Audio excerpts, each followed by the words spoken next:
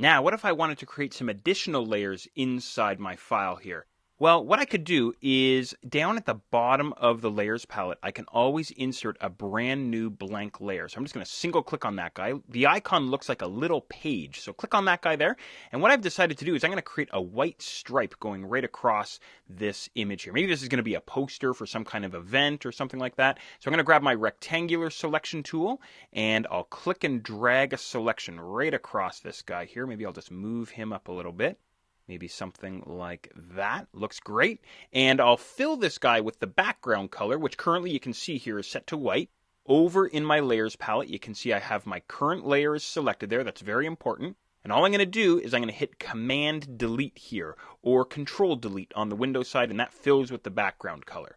Great. I'll deselect here. And the other thing that I should do is give this guy a name here. I'll double click on layer 1. Call them white stripe there. It's very important that you name your layers. Otherwise, you wind up with layer 14, layer 15, layer 16, and you can't remember what's on what layer. So definitely make sure you actually name your layers appropriately. Okay, great. So there's creating a new layer. Now, let me show you something else here. What if I wanted to select the contents of a layer? Well, there's a neat little trick that you can use to do this. What I'm going to do is hold down the Command key here on the Mac or the Control key on the Windows side and click on the little layer thumbnail that I see there. So I'll just single click there and that loads the contents of the layer as a selection. I'll deselect here, Command D or Control D on the Windows side, and I will Command click or Control click the statue layer, and that loads the statue in as a selection. So all you do is you just Control click or Command click on the layer thumbnail, and that will load the layer contents in as a selection. Now, what I could also do is I could add in a layer's contents to the current selection. So what I could do is I could hold down the Control key or the Command key here and the Shift key. Notice as soon as I hold down the Shift key, a tiny plus appears right beside my cursor, indicating that I'm about to add to the current selection. So if I single click here, that adds my white stripe into the statue selection. So there's a couple of neat tricks that you can use there. Now instead what I'm going to do is I'm going to deselect, and here's another technique you can use. I'm just going to hit Command A here on the Mac or Control A on the Windows side. I have the white stripe layer selected inside the layers palette, and when I hit Command A or Control A, the entire layer gets selected. And if I hit my delete key here, everything gets deleted on the layer. What I've decided to do instead, I'm going to deselect here once again, is I'm going to create a vertical white stripe. So I'll just click and drag all the way down there. The white stripe layer is still selected. Command delete or Control delete, and that creates my vertical white stripe. Now, what about controlling layer visibility, turning layers on and off, this sort of thing? Well, it's really easy stuff. You'll see beside each layer I have a little eyeball. So I could click on these layers here and actually turn on and shut off the visibility of those layers. Pretty easy stuff.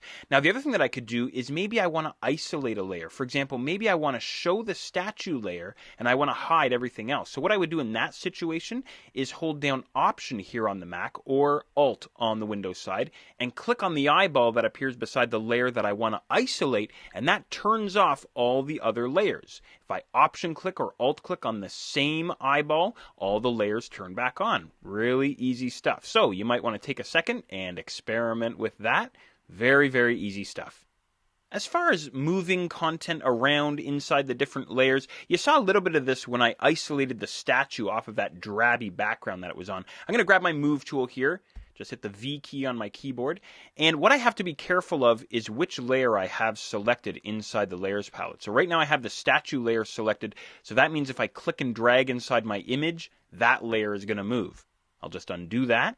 If I grab the white stripe layer and then click and drag, even if I click and drag off of the white stripe, it's still going to move that layer around inside the image. So just be careful and make sure you know which layer you have selected inside the layers palette before you start messing around with your image. All right, now here's another neat trick you can use in terms of selecting the content inside your layers. Way up on the options bar, whenever I have the move tool selected, there's a little option here called auto select layer. Now what that guy will do is automatically select the layer when I click on certain contents inside the image window. Let me show you what I mean. Right now inside the layers panel, I have the white stripe layer selected. But if I click on the statue, just a single click, that automatically selects the statue layer inside the layers panel. If I click on the clouds, that grabs the clouds. So that's what auto select does. So you may want to keep auto select turned on while you work. That'll make things a lot easier instead of having to remember to go over to the layers panel and click on the proper layer that you need.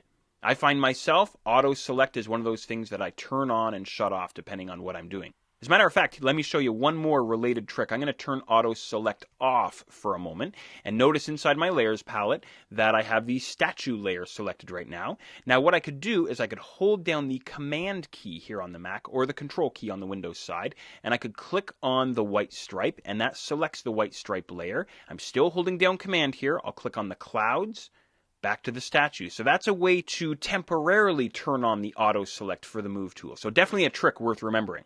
Of course, you can always right-click inside your image window and choose which layer you want to select there. Right-click, white stripes, right-click, statue, that sort of thing. So you can do that as well if you like. All right, now, something else that I could do. I'm going to grab my statue layer. He's already selected inside the layers palette. And I'm going to hold down the shift key and I'll click on the white stripe layer. Now, what that does inside the layers palette is selects both layers. So now back inside my image window, I could move both at once if I wanted to. Maybe I want to shift things over to the right just a little bit, something like that. So you can grab individual layers if you want, just by single clicking on them. Or you can grab multiple layers, either by holding down Shift if you want to grab consecutive layers, or what I could do is I could use the Control key or the Command key here on the Mac to select non-sequential layers.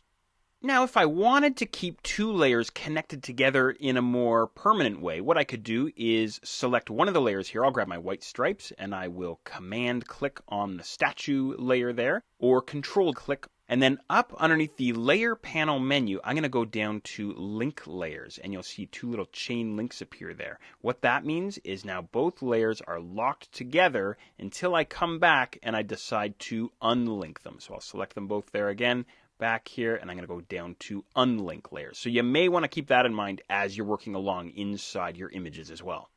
Last but not least, how do I get rid of a layer? Well, it's really easy. I could highlight a layer here, and then down at the bottom of the layers panel, I can click on the little trash can here.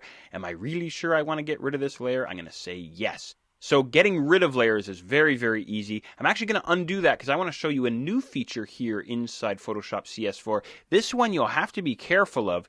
If I have a layer selected here inside the layers panel, and I simply hit the delete key on my keyboard, that will toast the layer completely. No warning dialog box, no nothing. It just tosses the layer. So be careful with that guy. I'm going to undo that one more time.